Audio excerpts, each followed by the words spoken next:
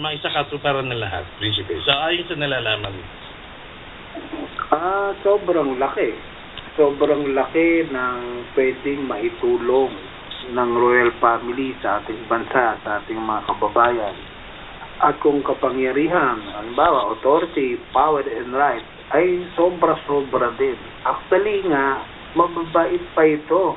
Hindi pa nga nila ginagawa itong hakbang na ito eh. Ngayon, inaantay pa ba ng gobyerno natin na gawin ito at gumawa na hakbang? Siguro sa umpisa may konting masalimuot na mangyayari, pero ang the end nun ay maganda. So, sobrang makapangyarihan sa totoo lang na pinilit nilang itago ito at palitan ng kasinungalingan. Nga lang nga, dahil may nakatakda na, mabubulgar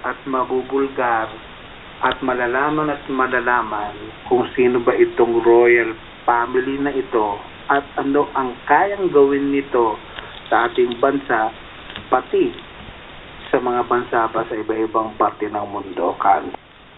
Inaabangan nga nila itong mangyayari. Inaabangan talaga nila ito. At nakita ko yung malaking changes nangyayari sa mundo natin, hindi lang sa ating bansa.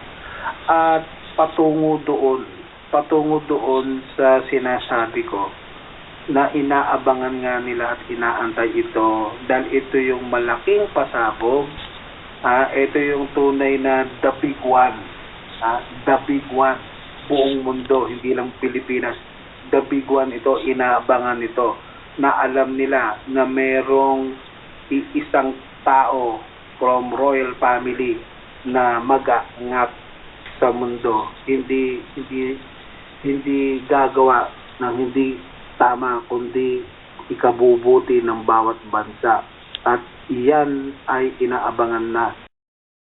Wala siyang kinikip. Hindi siya nakakiling kahit kanino. Sila ang dito sa royal family. Okay. Sila yung nakakiling. At iniintay nga lang naman ito eh. At pag ito nagsalita, susundin at gagawin itong mga to eh. Kaya nga, kanino nakakiling, wala siyang kahit US o China, wala.